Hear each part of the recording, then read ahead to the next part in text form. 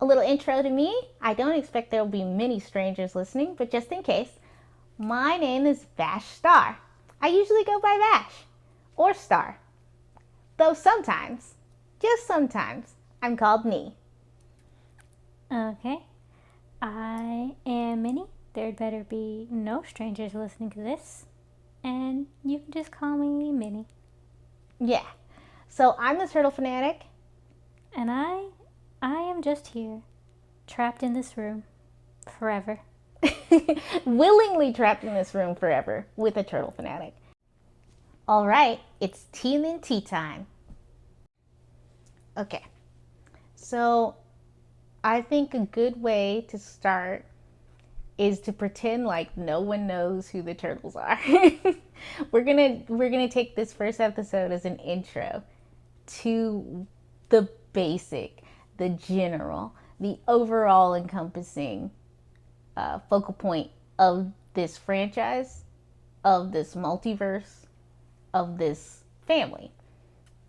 And at its basis, it is a family, and the unit is full of familiar and like friendships that feel like family to the point that they are.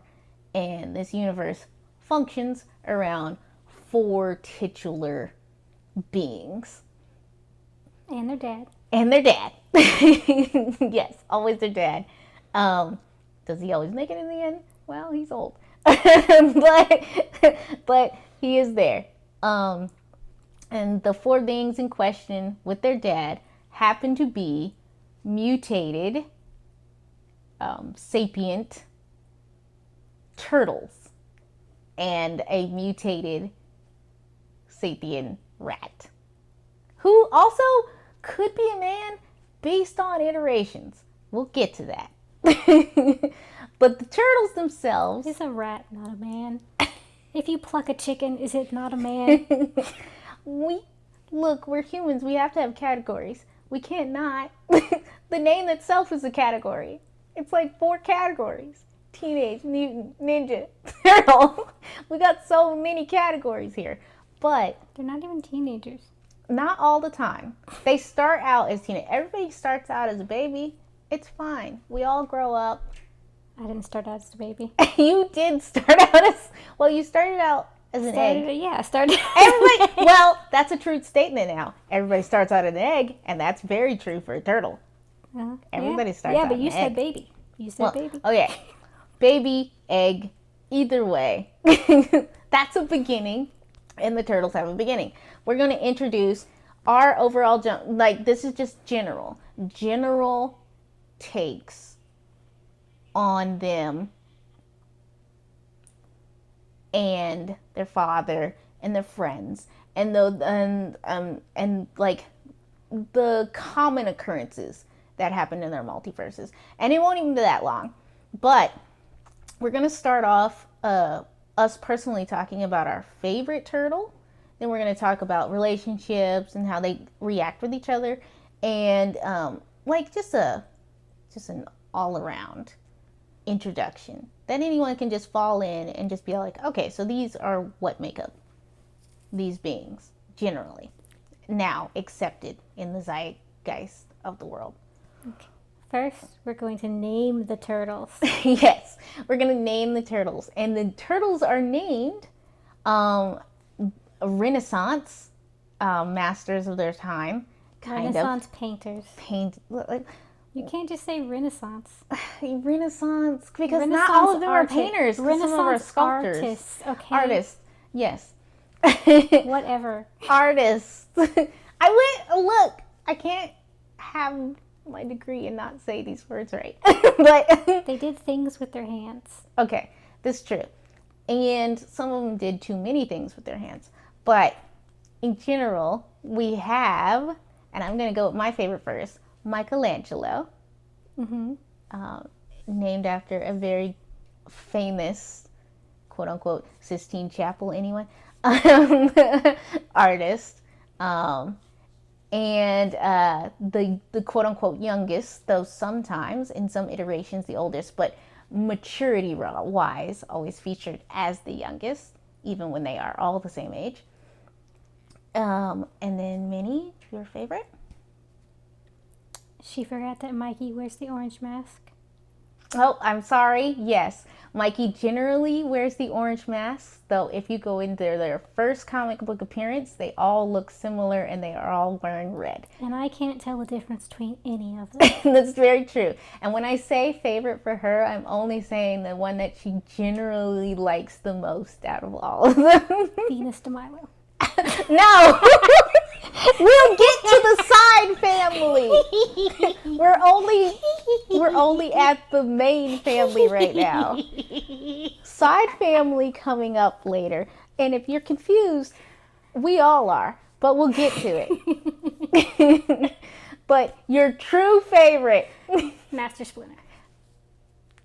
Yeah, Master Splinter. Wait, I was seriously thinking she was going to say the purple one. Look, we'll introduce who the purple one is, but I guess we're going to talk about Master Splinter. You're going to heavily critique a lot of Master Splinters, but I can see your point. Master Splinter, introduce us to what your idea of Master Splinter is. My idea of Master Splinter? It doesn't have to be like the generalization. What I like best about Splinter is that he has a tail. That's very important. This sounds like I'm making fun and being a mockery, but that is, I truly believe, tail. Very important. I like tails. Okay, next. Okay, he keeps his shit together most of the time. Sorry, we're on YouTube. He keeps his stuff together most of the time. When they're not making him a stereotype of a wise Asian man, he is very well put together and generally very patient. Yeah, and even when he doesn't have his stuff together, he's still patient, okay? That's still having your stuff together. Being patient enough to raise 4 teenage boys, okay? 4 hyperactive boys who want to go out and endanger themselves all on the a gosh darn daily time. basis. All the gosh darn time. And then teaching them martial arts and how to protect themselves and keeping up with their shenanigans. The general idea that he taught his children self-defense because in his very core he knew that even if people can be good, they can be terrifying. And they are, for the most part, not considered people. Yes, we all like to think of anthropomorphic Legally, beings. they're probably not considered people. Yes. Legally speaking. And we've seen what people can do to people who aren't legally considered people. Yes. History will show the record's not good in our favor. So that's probably one of the smartest things he's ever done. Also, the fact that he taught 4 bulky, very tall, probably misaged young man. Minorities who look older than they are. Minority men to hide in the shadows while they're jumping off of buildings in New York. Talent. It's a hell of a town. Talent. I mean, New York is probably one of the best places that you could ever have something this fantastical happen. And people might not even react to it. New York and LA are the 2 places in America where you could have this nonsense happen. Because you could just be like, what, in New York? That's not my business. That? Not my business. In LA? That's just actor nonsense. Yeah, it's just harder to strike up a mob in those 2 places. It's just harder. It's not impossible. It's just harder. Yeah. History will show when the times mobs have definitely broken out. It's just like, it's just hard to organize a city. They're all over the place. But we don't live in a city. We won't dox ourselves and say where we live, but we definitely don't live in those 2 places. I live on a mountain in the middle. We're both of witches. An ocean. So, yeah, and I live in an extra dimensional turtle shell that can house the being and me in it. It's a giant walking turtle hill, Don't worry about it. This is part of the reason why I'm a fanatic. I love turtles. In a hut that has legs. They're human legs. They're shaved human legs, if She's you were got wondering. human legs. Mine is just a full turtle hut, hobbit house motif. Hers is a very Baba Yaga on the top of something, and mine is all like, I could see myself going in there, Yeah, they're having a spot of shaved tea. human mannequin legs. They're fleshy. Too much talk. Anyway, we'll go back. So we got Master Splinter there, and we said he's a little confusing because in some iterations, he is a mutated rat who happens to have knowledge exceeding the fact that he was a rat. And then we have other iterations where he was a man who got turned into a rat. And depending on what the story really utilizes him with, this could be a very good idea or a very silly idea in both directions. Yeah. Like, the rat learned martial arts. Either A, the way that makes more sense for a rat learning martial arts, watching and learning from a human, or B, all on his own from, like, I don't know, magazines, TV. Who the heck even knows? Yes, there are versions where he's learned from miscellaneous media or from a grand master who happened to die in front of him. That one, it's dependent on what you want to believe. We also have even comic book iterations where he's been genetically modified. Well, okay, the Grandmaster that died in front of him makes a little bit of sense because they are technically in the Marvel universe, and we have that nonsense with Captain Marvel. Like, They are technically in the Marvel universe, and we're going to be talking about that, and we'll be talking about some other collaborations and other things. But they are a parody universe that situates themselves in Marvel. And if Deadpool can exist, the Turtles can exist. yeah, all of this is Daredevil's fault. Yeah, all of this is Daredevil's fault completely. So when they come out of the sewers, Daredevil has to take their case pro bono because it's his fault. We're going to get to that He's too. There's responsible. going to be legal ramifications in the future. He's responsible. And we don't even know where it's going, but we're excited to go there. Hey, Vashni, you forgot to set a timer. That's why this has a timer on it. Okay. Okay. But to continue on outside of that, I do want to talk about maybe your second favorite character, maybe in some iterations, the purple one, the one who wears the purple mask, whose name is Donatello. And I had to look up this because I do know Donatello, but I believe he was a sculpturist in the early parts of the Renaissance. And while a lot of people think of probably the last turtle we're going to talk about as the innovator, this one actually has the moniker of being the engineer and the innovator and the sort of like, what's that one deity? Artificer. He's sort of like an artificer. They had to do something with them, and that's what they chose. Yeah. And it's like, out of all of them, considering their naming conventions, I'd be all like, that's not the one I would have picked. It's a smart one, but you know what? Purple is a smart one. Everybody knows purple one as a smart one. Purple one, Donatello. He does machines. What did real life Donatello do? Real life Donatello, I believe, is just a sculptor, and I believe, don't quote me on this, he mostly sculpted young people, like cherubs and things like that. He was known for that because he was really good at it. I believe works of art, especially when done well, can be very noteworthy. But in comparison to a later artist's name we're going to use, it's just all like, this one's the one that we picked to be like the super genius. All right. With the royalty color. Another thing about Donatello is, for a lot of the media, he's considered a pacifist. He is also, well, I didn't even mention this with Michelangelo. Michelangelo is considered the ADHD coded turtle.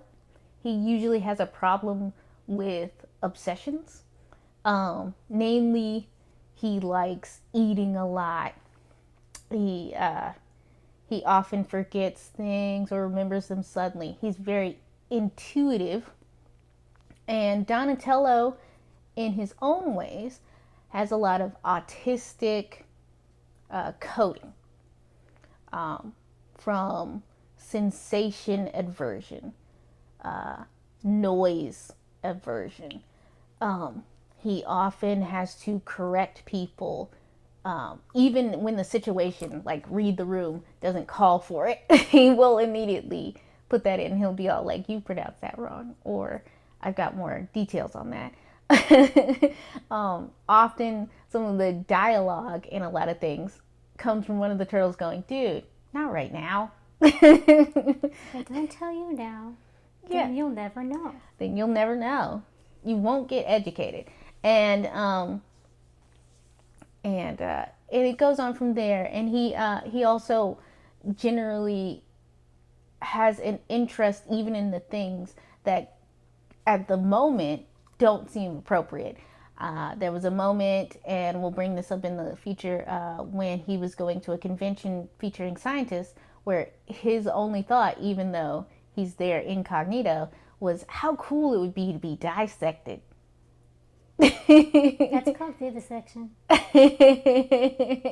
Donnie, it's called vivisection if you're alive. You're only dissected if you're dead. Yeah, It's vivisection but if he you're was alive. he was very intrigued by how well they could probably do it, and a lot of people would, their first response wouldn't be to imagine that. Well, I mean, your first response should be you're not going to enjoy it if you're dead. You've got to be vivisected, obviously. And I feel like if he were a real being, you two would be arguing about this. Yeah, that's fair. um, and he's generally they all generally now have certain physical cues about him, but right now we're just talking about them overall. He is the purple one. He is sometimes the tallest or lankiest. He is in no way really weak, like human weak, but he is sometimes considered, because of his pacifism, the quote unquote weakest turtle. But I don't believe that's true. I think that's just a misconception based on the stereotype of smart people. He tends to be the only one who sensibly wears goggles. Yes, he does tend to wear a safety tech when doing stuff, which is a refreshing view, because if you're going to have like a soldering iron next to you, you should be wearing something. If you're going to be on those turtle hoverboards going super fast, you should be wearing something to To keep be your fair, in eyes. some of the cartoons, they put them in safety gear all over because they wanted to sell stuff, and sometimes they go too hard on it. Look, I just read the comics and no one was wearing goggles except Donnie, and I was like, you're going and there's going to be bugs. Donnie's the only sensible one. True. I think we'll go with our third one, the boy who is still in red, from their starting color. He did not change it at all. I believe the creator's favorite quote unquote turtle, and my mother's favorite turtle, Raphael, who was also an early Renaissance, I believe early Renaissance, mostly sculptor slash painter. Whereas Donatello was definitely sculpture. Michelangelo's known for his sculpture, but not known for his paintings. I don't think they were as noteworthy as his sculptures. But off of the human part, onto the mutant turtle part. Raphael is generally coded as rude, arrogant, unable to control himself. Like, if we were talking about what he would fall on a spectrum of, I believe bipolarism could be the closest thing. Not to be a detriment. He's not an actual threat to anyone. He actually has a little heart of gold. There's often moments where he shows true sensitivity, empathy, and caution. It's just like when an emotion hits him, he's one of those guys who immediately follows through with it and waits for the pieces to fall after. He's not thinking immediately of a bigger picture. He's thinking of a moment to moment, and that's all. He's not losing track of anything like Michelangelo. He's not overthinking it like Donatello. It's a hit first, ask questions later. And that's Raphael. But that is not, he is not a bad person. He's not gonna immediately agree to do bad things. He very much is like the first one to interact with children and the elderly. He is very respectful to the elderly.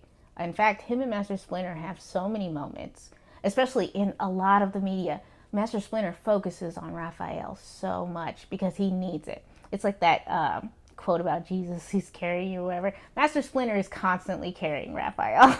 And Raphael, who does not understand how much help and support he's getting from everybody in his family, views like certain things as a slight.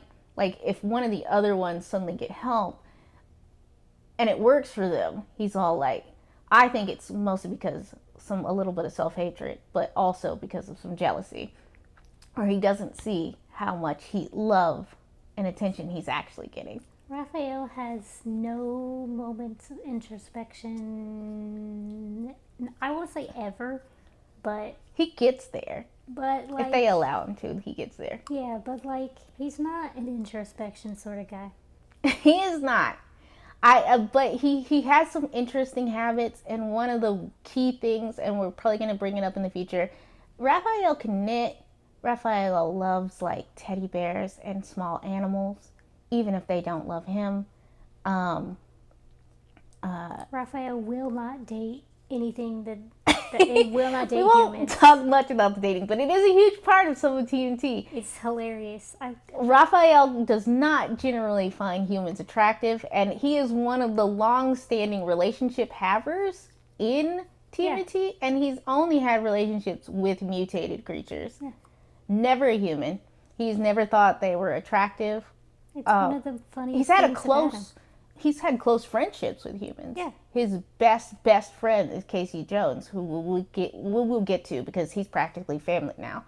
But yeah, that is a funny thing about Raphael. We will bring it up, and there will be specific instances that really show this off. But it is funny.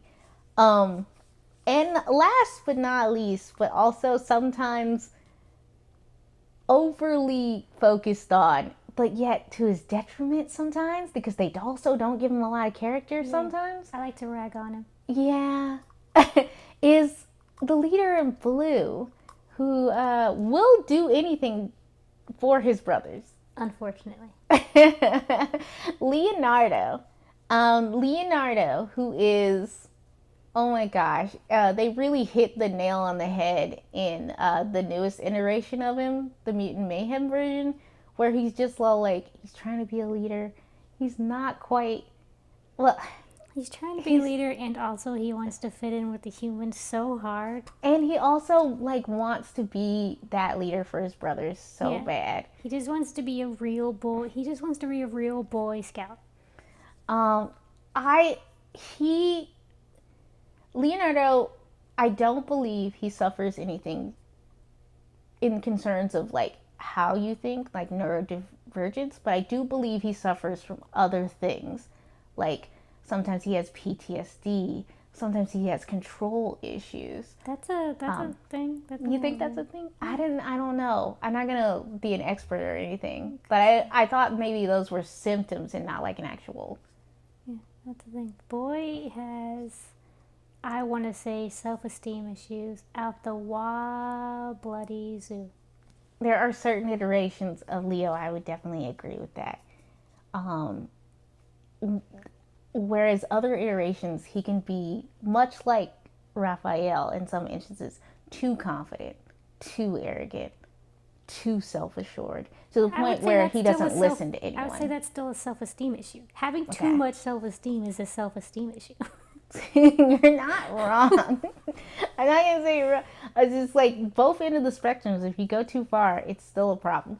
And this is the Leo. So Leos can sometimes be too simple, whereas people find him boring for that, or so complex that it becomes redundant to focus on him. Because how do you fix that? Or does it need to be fixed? Is it functional? But I will say, in Leo's defense, being an older sibling, I see his point in a lot of things. I see why he does the things that he do. I see why he worries about the things that he worries about. I see why he wants to be the best example, because he has to be an example. That's what you feel like when you're the oldest. You have to be an example. Well, if you're a particular family who emphasizes that you're in charge of the ones who come after you. Does that always make sense in some cases when they're all canonically the same age? Who knows? But it is based on their personalities. They have decided that even though they're all the same age, they've decided, I'm older, you're younger. Some of them based entirely on size, and we will get to those. Yeah, either based on size, based on like mental maturity, based on absolutely nothing. They're just like, this is how it is. I'm older, you're younger. We've decided. And with that comes the complexes of each position. And I do appreciate Leo. And the older I've gotten, the more I've appreciated Leo and the more I understand him. Sometimes some media goes too far into his controlling aspect of that, where it really is a fear that he will lose his family. It is the one thing that tethers him to this universe in surety. Like, if there's nothing else for Leo, then there's his brothers and his dad. If they had met no people at all, I believe Leo would be exactly the same as he is and still be content with life in a way. Yeah, I don't think some iterations know how to fix that. Yeah. Like, I think some creators don't know how to fix that. They don't know how to deal with that amount of codependency and make it look healthy. Well, they don't know how to do it in a way that is. They don't know how to do it because they want to make it interesting, and like making someone mentally healthy isn't interesting. Giving him more problems to make him more interesting. Yeah. Sometimes they do that. Yeah, fixing a problem isn't interesting. Yeah. Or they keep bringing him back to that same problem. I believe we'll talk about this when it concerns the movies, where they keep reiterating the same problem that they just had in another movie. So we shouldn't have this problem anymore. That's like a lot of like movies and everything. To be fair, is like, we're gonna give you the exact same problem that you just fixed the last one because we can't think of anything else to do with you. But yeah, I've grown to appreciate Leo a lot more. Mikey will always be my favorite because generally Mikey's behavior and how he reacts to the world is kind of a wish fulfillment on my part. I've never been the youngest one. I've never been allowed to be as free as that. I find those kind of people fun and engaging. This is why a lot of party people get away with a lot of stuff, because you get to live vicariously in their wake or their shadow. And it is a relief not to have to think about the things that should be thought about every second. To just be free like that. And also, I generally like ADHD coded, even though it's more the male side of ADHD coded characters, which are very hyper and inattentive, and but also weirdly in touch with people's emotions and their own emotions. And that's always really, really interesting. Or when they do focus on some of the other aspects, like hyper focus and things of that nature. I suffer from a lot of hyper focus, and sometimes when I'm in something, I'm in it for a probably to other people crazy amount of time. And then other times I can lose focus on something that we just talked about. It's just gone. And I do not know where it is. It's on in the wind. It's past the mountains. I'll never reach it again until like literally a year later and go, oh shoot, I remember that now. It was there. It's in the locker. I put it away. And it just got opened right now. So So, but I do understand Leo's position, and he is a grown as a character to me, and I've loved the newer iterations that come out for him, and I hope to learn more as we go through this and appreciate them all even more. Um, we got, oh yeah, the friends who are practically family now. And of course, we're going to start with the very first friend, April O'Neil. April O'Neil. Of course, I'm going to love her. Ambiguous in race, beautiful in every iteration. Except when she wears yellow. Except for when Nini is not a huge fan of yellow. Yellow. Not a huge fan at all.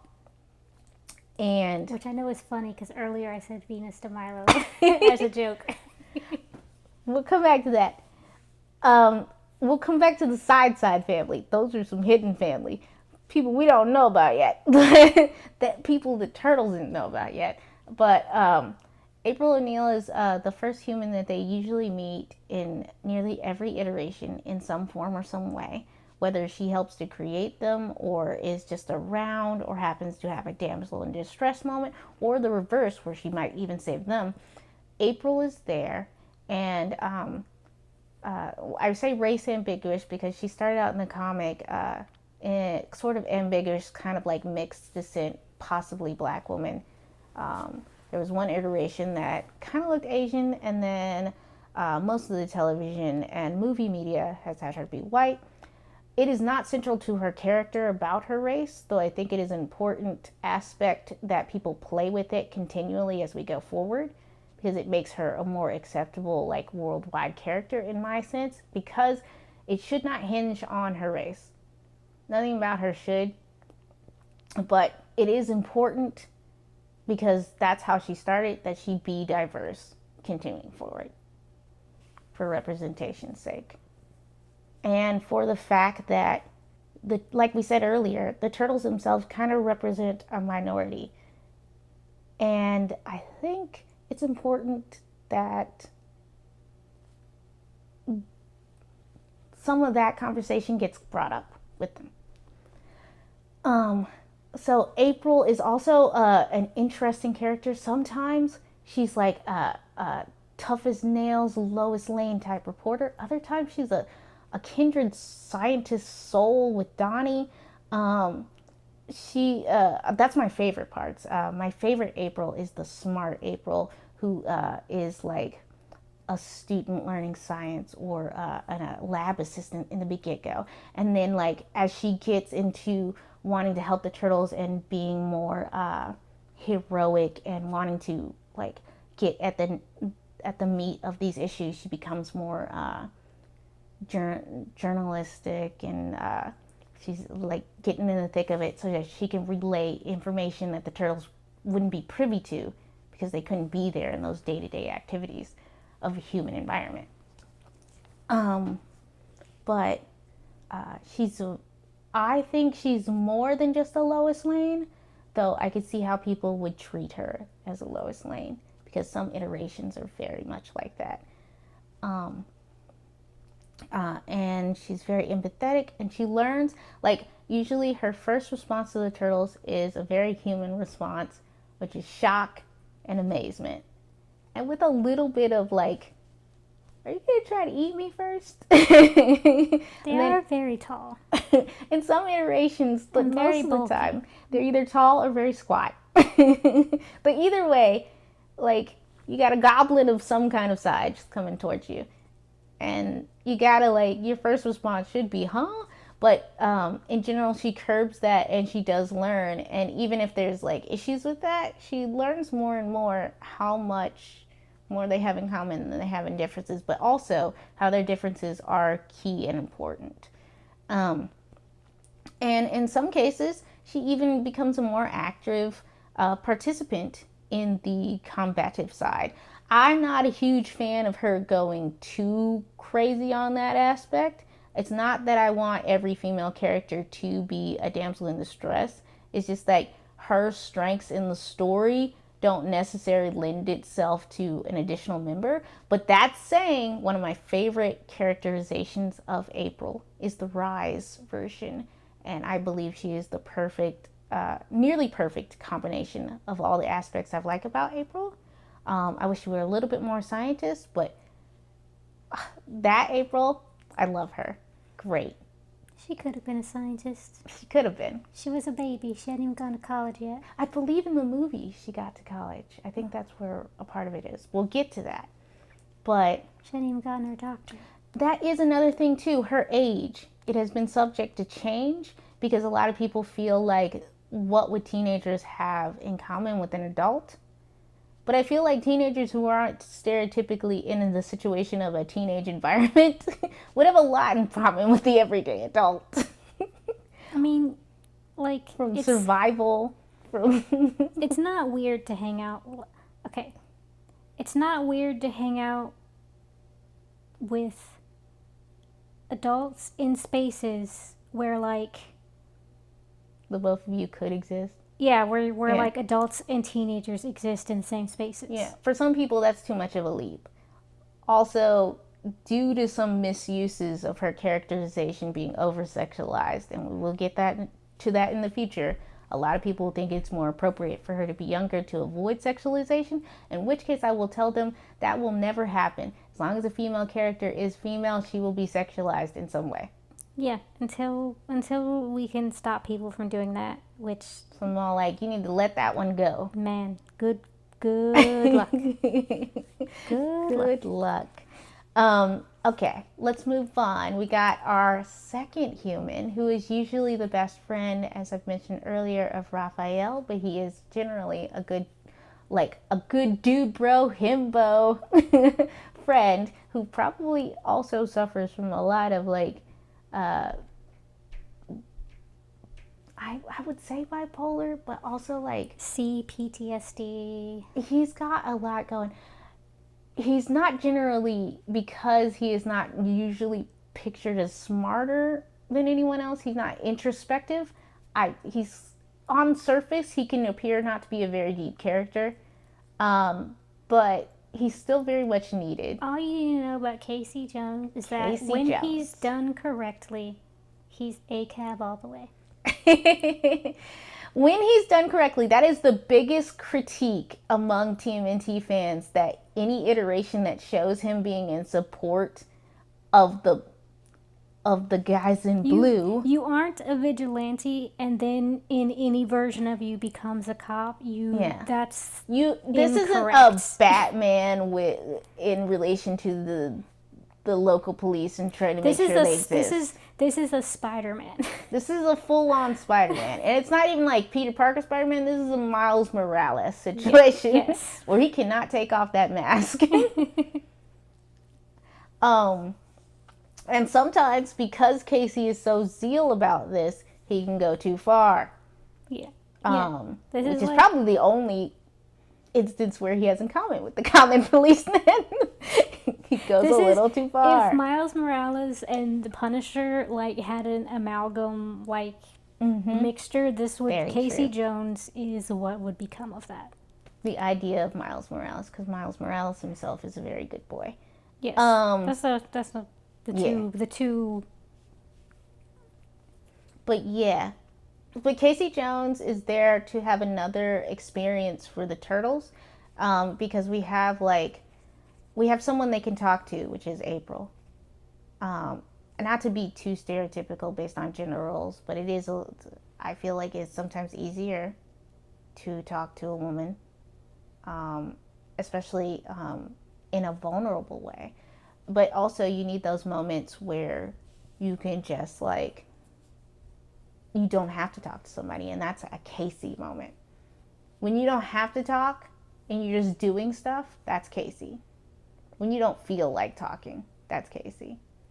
Yeah, you're just I don't feel well. I just want to chill and watch hockey on the couch while I feel my emotions. Yes, and Casey was willing to do that with you. Yeah, that's a Casey moment. If you just want to run outside and go punch somebody, Casey's there too. Yeah. He doesn't need a reason. Yeah, because April would be like, Kate, Do you yeah, want to talk April about would it? wonder why we were doing Yeah, this. Seabrook, do you want to talk about? Are you okay? You want to talk about it? Casey would just be like, "I'm going to hand you."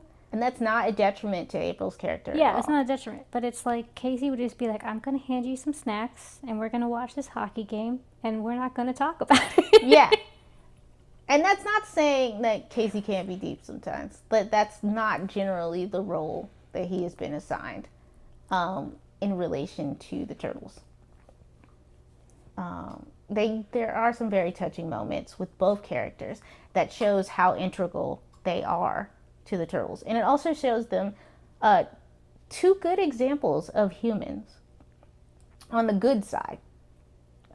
They're not perfect. Um, they can learn, and they can be someone you can trust. And those are those two characters for the turtles. There's different iterations. There's also iterations where they get together, and there's family that continues on forward. We won't be getting into those until we get to them, but we will talk about the secret family. There has been, since I believe like early Mirage, maybe it was the 90s movies, because there was supposed to be a moment where there was an additional turtle found. Uh, but we also have like media that has more turtles. So there are hidden family. More turtles that were mutated in the instance or moment that the four turtles we talked about and Splinter were created. But it doesn't count if they're alternate dimensions.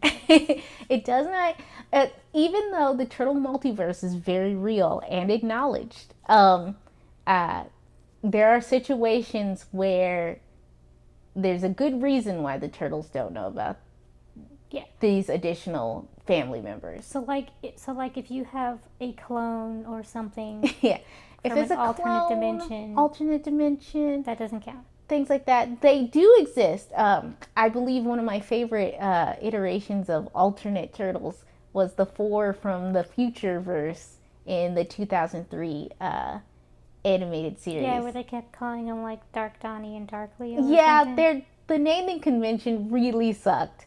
I really think they should have gone with the last names of all the Renaissance people, because those are cool last names and they're very Italian, while also sounding a little menacing because they're very Italian.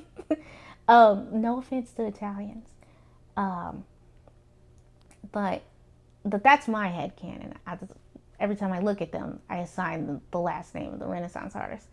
But no, we have turtles like Venus, whose real name is Chinese and not Venus at all.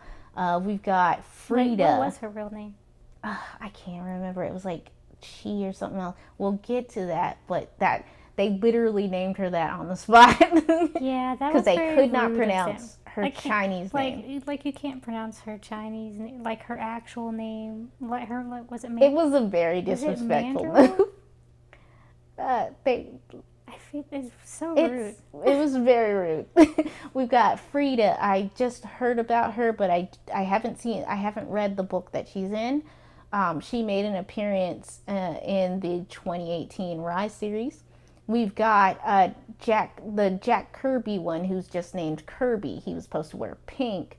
He was supposed to be a part of the third or fourth movie during the 90s series of live adapt movies. Adaptation, my bad. Live adaptation movies. And I say live because they were all in puppet suits, and that's live, not CG. CG is not live. I wish Disney would stop saying that, because that's not live. Those creatures, like, nothing about those creatures are physical in any way. Stop calling that live action. It makes no sense. And yeah, we got Kirby.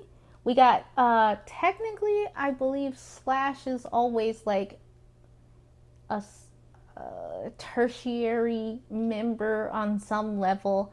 At one point, he was a pet of Raphael's who got turned. So there's an additional sort of sometimes monstrous looking turtle named Slash. Um, uh, he's mostly named Slash. I believe there's another name for him as well. So we have Kirby, Frida, Venus, Slash. There are some new Gen turtles that we'll get to in the future who are the children, sort of in a way, Of Mikey. sort of Mikey. So due to some genetic material left over, they were created. So yes, technically, Dubious children of Mikey. yeah, We'll leave it at that for there now. might be children of Donnie. I've heard there could be children of Donnie in an alternate future. Ooh, Um, Donnie children. Donnie kids. I don't believe Raphael, even though he's had the most successful relationships, has any children because I don't believe he's ever been genetically compatible with any of his mates. Or he knows how to wrap it up. Or he practices safe. Consensual. Yeah. Safe, sane, and consensual, kids. Yeah, he practices that.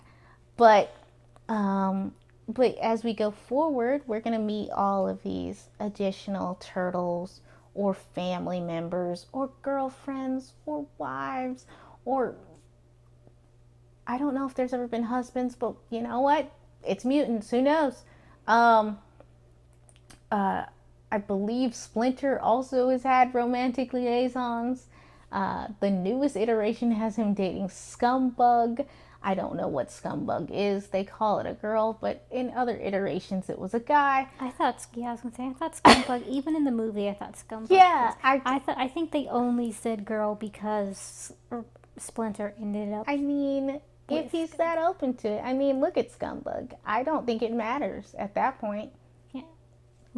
No offense to Scumbug, but literally in the name, it's a Scumbug. I don't know what to tell you. Didn't even rename the character. It's a very distasteful name.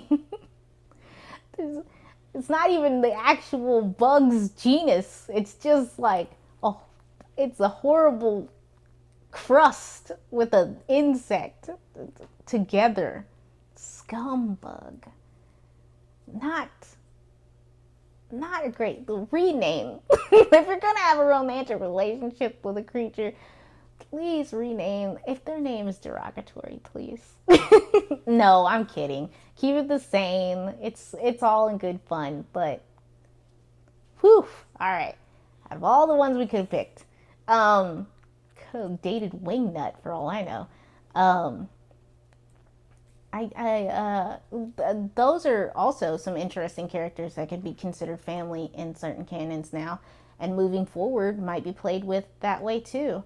I will say, because he is important, we have a couple of key villains who exist that will always exist. The adversaries of the Turtles, which is Shredder. He is the key. He was in the first Mirage series. And much like the Joker, he has a similar, like, his popularity brought him back over and over again. And he became the main adversary of the Turtles. And he is the leader of the Foot Clan, a clan that they sometimes have very strong ties to, but in general are also their adversaries. We have Baxter Stockman, a great representation of black villainy. Oddly enough, turned into a redhead. He got reversed. he got redhead reversed in an adaptation, but still, he's great.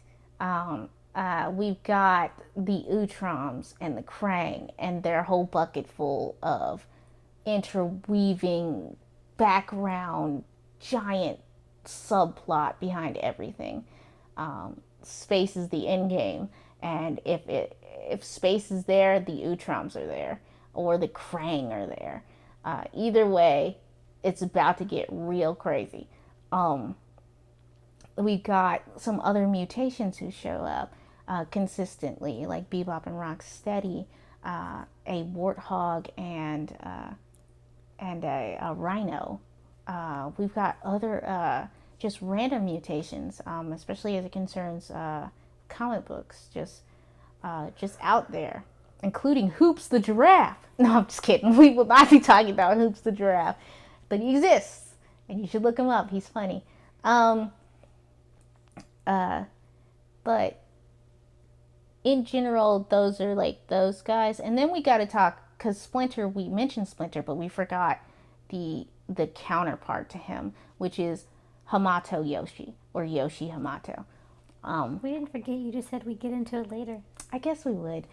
But he is either in duality with Splinter or in relation in some importance as it concerns the Foot Clan.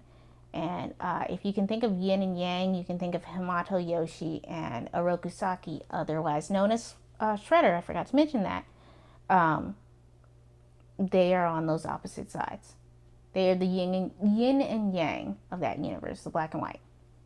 If you are on the side of the Hamato clan with Hamato Yoshi, you are usually in the right. If you are on the side of the Shredder or Orokusaki, you're usually on the wrong.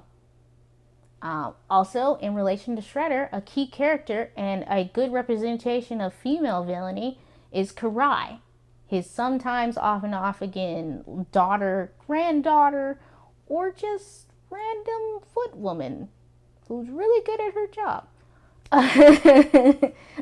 And really into it. She's into the cause. But mostly in some kind of familiar way. But she's really competent, but at the same time she suffers from the older kid syndrome of trying to be perfect for someone, which makes her a good counterpart to Leo. Sometimes that's played up really well. Other times it gets real weird real fast. But we'll get into that in the future as well. But yeah, so that's like the overarching thoughts on the characters, just like real quick. Like the main characters. The main things that we'll talk about. Characters. And that wasn't even like, in every iteration, there's something to be said about a version of all these characters. And when we get to it, it'll be something interesting that you'll learn. And I hope that you enjoy it, because I enjoy it. I enjoy every iteration of the Turtles. And I think even the questionable iterations are terrific. Just fun in themselves. And I'm just here. And we'll go over it. If anyone has a favorite turtle, drop that off. I already know my mom's favorite turtle. I never once asked my brothers who their favorite turtles are. But I think I could guess. But yeah, sound that off. Unless a non-turtle is your favorite. Yeah, if you're out there repping Shredder because he's Shredder, I mean, I guess. You do you. You do you indeed. Alrighty. And that'll be the end of this first episode here.